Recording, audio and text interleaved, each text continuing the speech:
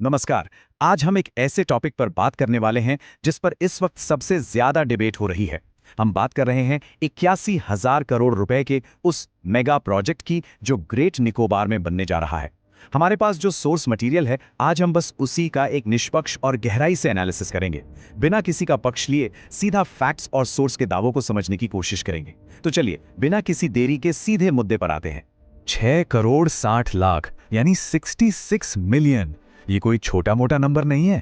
हमारे सोर्स के मुताबिक लेदरबैक सी टर्टल डायनासोर के जमाने से यानी पिछले 667 मिलियन सालों से इस धरती पर सरवाइव कर रहा है। उल्का पिंड गिरे, आइस एज आया, लेकिन ये बचे रहे। और भारत में इनका सबसे बड़ा घर है ग्रेट निकोबार का गैलाथिया बे। लेकिन सोचने वाली बात यह है कि इतने करोड़ सालों से सरवाइव करने वाले इस जीव को आज अपने ही घर में एक बहुत बड़े और अभूतपूर्व खतरे का सामना करना पड़ रहा है। आज के इस एनालिसिस में हम इन 5 मुख्य पहलुओं पर गौर करेंगे। पहले, प्रोजेक्ट का स्केल, फिर इसकी एनवायरमेंटल और ह्यूमन कॉस्ट, इसका अप्रूवल प्रोसेस, इसके पीछे के जियोपॉलिटिकल तर्क और आखिर में कमर्शियल रियलिटीज।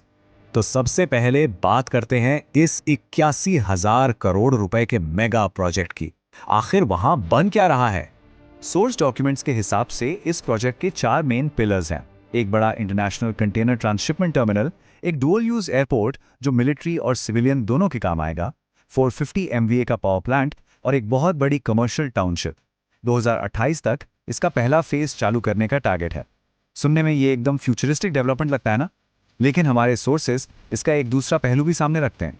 आइए अब इसी प्रोजेक्ट की इकोलॉजिकल और ह्यूमन कॉस्ट यानी विकास की इस कीमत को डिकोड करते हैं। यहाँ पर जो डेटा का अंतर है वो सच में हैरान करने वाला है। सरकारी आंकड़ों की माने तो प्रोजेक्ट के लिए सिर्फ 7.11 लाख पेड़ कटेंगे, लेकिन स्वतंत्र शोधकर्ताओं का जो एस्टिमेट सोर्स में दिया गया है वो कहता है कि करीब 1 करोड़ पेड़ काटे जाएंगे। और देखिए, ये कोई आम पेड़ नहीं है, ये 100 साल पुराने ट्रॉपिकल पेड़ हैं। एक तरह से ये नेचर के एयर कंडीशनर हैं। इतने बड़े स्केल पर पेड़ कटने का सीधा सा मतलब है बारिश कम और गर्मी ज्यादा। अब जरा इस डेमोग्राफिक शिफ्ट को इमेजिन कीजिए। ग्रेट निकोबार में एक जनजाति रहती है, शोम्पेन। 2011 के सेंसस के मुताबिक इनकी आबादी सिर्फ 29 थी। ये बाहरी दुनिया से बिल्कुल कटे हुए लोग हैं। और दूसरी तरफ इस प्रोजेक्ट की वजह से वहां 3.5 लाख से लेकर 6.5 लाख नए लोगों को बसाने का प्लान है। सोचिए, एक तरफ मुट्ठी भर बिल्कुल अलग थलग रहने वाले आदिवासी और दूसरी तरफ लाखों की भीड़। इसी वजह से दुनिया भर के एक्सपर्ट्स ने गंभीर चिंता जताई है। सोर्स बताता है कि 13 इंटरनेशनल जेनोसाइड एक्सपर्ट्स ने इसे शोम्पेन जनजाति के लिए सीधा डेथ सेंटेंस कहा है। क्यों? क्योंकि जब बाहर से लोग आएंगे तो नई बीमारियां भी लाएंगे और इन आदिवासियों के पास उन बीमारियों से लड़ने के लिए कोई इम्यूनिटी नहीं है।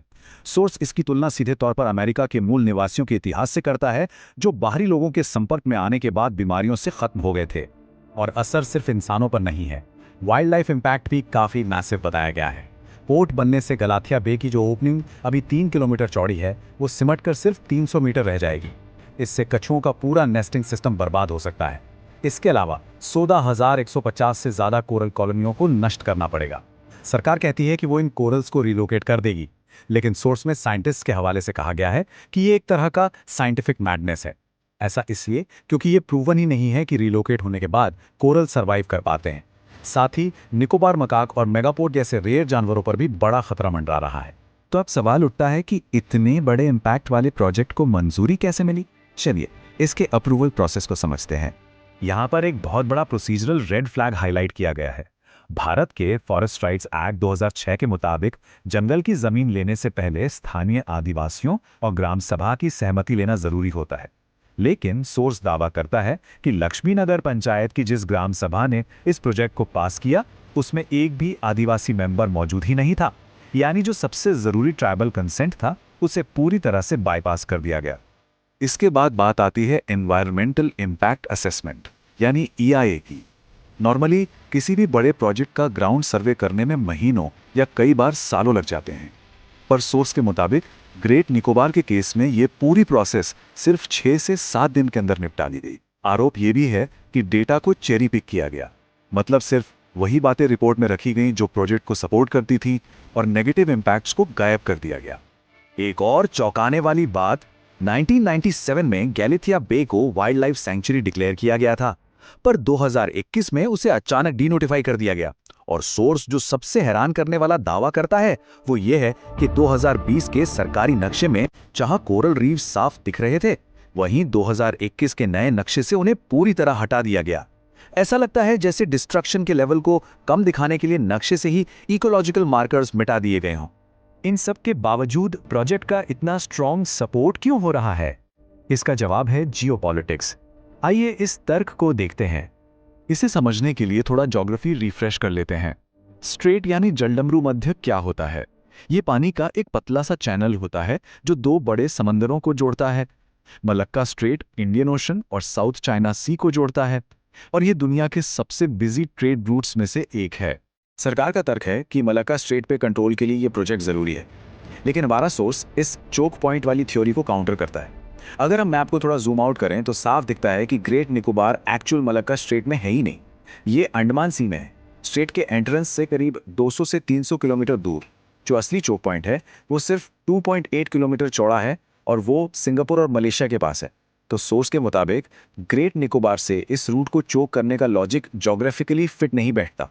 एक और आर्ग्यूमेंट ये दिया जाता है कि मलक्का ब्लॉक करने से चीन का ट्रेड रुक जाएगा। इसे मलक्का डिलेमा कहते हैं। लेकिन सोर्स बताता है कि चीन को यह बात पिछले 20 सालों से पता है और इसीलिए उन्होंने 6 ऑल्टरनेट रूट्स पहले ही तैयार कर लिए हैं। इनमें म्यांमार की pipelines, CPEC, Central Asia के land routes, Europe train corridor, Arctic sea route और सुंडा व लोम्बोक स्ट्रेट शामिल हैं। मतलब चीन अब पूरी तरह मलक्का पर डिपेंडेंट नहीं है। तो अगर स्ट्रेटेजिक और डिफेंस वाला तर्क उतना सॉलिड नहीं है, तो फिर इस प्रोजेक्ट के पीछे असली वजह क्या हो सकती है? अगर हम प्रोजेक्ट के मास्टर प्लान को गहराई से देखें, जैसा कि सोर्स ने किया है, तो इसके अंदर कुछ बहुत ही कमर्शियल चीजें छिपी हुई मिलती हैं। इसमें casino, luxury resorts, adventure sports और बड़े एंटरटेनमेंट क्लस्टर्स बनाने की बात शामिल है। अब सोर्स यहाँ एक बहुत ही वैलिड पॉइंट उठाता है। एक इतने सेंसिटिव नेचर रिजर्व और ट्राइबल जोन में नेशनल सिक्योरिटी के नाम पर टूरिस्टों के लिए कैसीनो और रिजॉर्ट बनाने की क्या जरूरत है? और कहानी यही खत्म नहीं होती। सोर्स क्रोनी कैपिटलिज्म यानी कॉर्पोरेट साठगांठ की तरफ भी इशारा करता है। कमर्शियल टाउनशिप डेवलप करने के लिए अब तक 11 बड़े कॉर्पोरेट्स ने अपना इंटरेस्ट दिखाया है, जिनमें कुछ बहुत ही जाने माने नाम शामिल हैं। तर्क ये है कि जब ये जंगल साफ होंगे तो जो जमीन मिलेगी उसका सबसे बड़ा फायदा इन प्राइवेट कंपनियों को ही होने वाला है। तो इन सारे फैक्ट्स और सोर्स के दावों को एनालाइज करने के बाद एक बहुत बड़ा सवाल सामने आता है। क्या ग्रेट निकोबार के इस कथित स्ट्रेटेजिक और कमर्शियल वैल्यू के लिए इतने बड़े पैमाने पर इकोलॉजी और इंसानों की ऐसी कीमत चुकाना सही है जिसकी कभी भरपाई नहीं हो सकेगी? हम यहाँ कोई फैसला नहीं सुना रहे हैं, बस सोर्स का एनालिसिस सामने रखा है।